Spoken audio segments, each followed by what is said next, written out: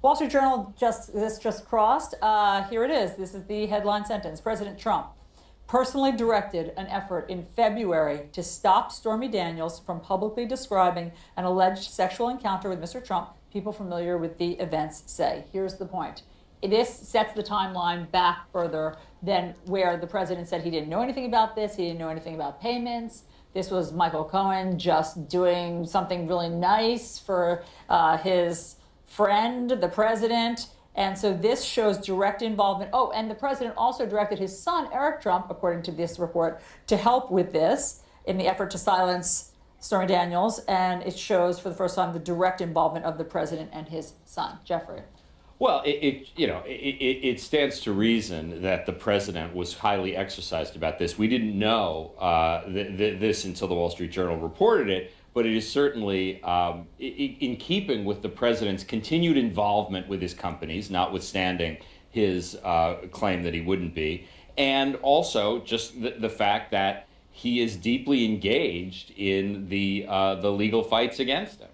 And Josh, I don't have the exact timeline because we're just seeing this article here for the first time. Mm-hmm. But if he's directing the response to Stormy Daniels, including at one point wanting to pay for the legal fees, I'll take care of everything, he says in February of 2018, that is so much earlier than he had previously admitted knowledge of this out loud to the American people. Mm-hmm. Sarah Sanders out loud to the American people denying the president had to do anything. Had anything to do with it. So this really does show, once again, if this article is true, that he just wasn't being straight, that he was out and out lying about his involvement over this whole issue.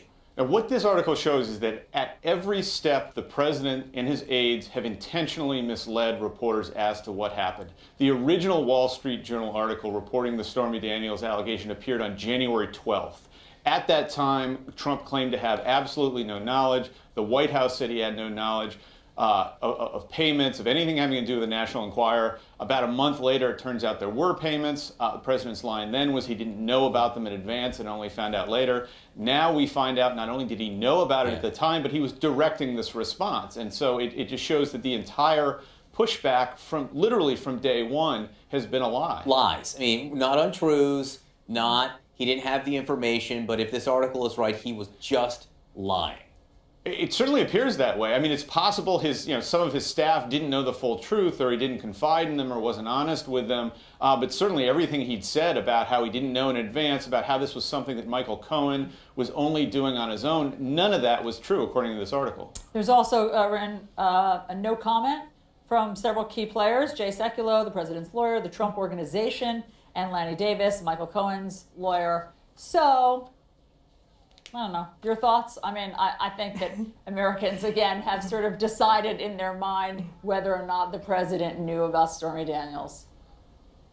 I guess I would just say that we have a split screen here in which the White House is asking the U.S. Senate to confirm someone to a lifetime appointment at the same time that White House is not being truthful with the American people. And I just think that's something to think about, because once someone's on the Supreme Court, they're not accountable to the voters, but the senators will be. And this is the first time, Jeffrey, that we've seen Eric Trump, his name, involved in any process. Donald Trump Jr., of course, involved in the Russia investigation.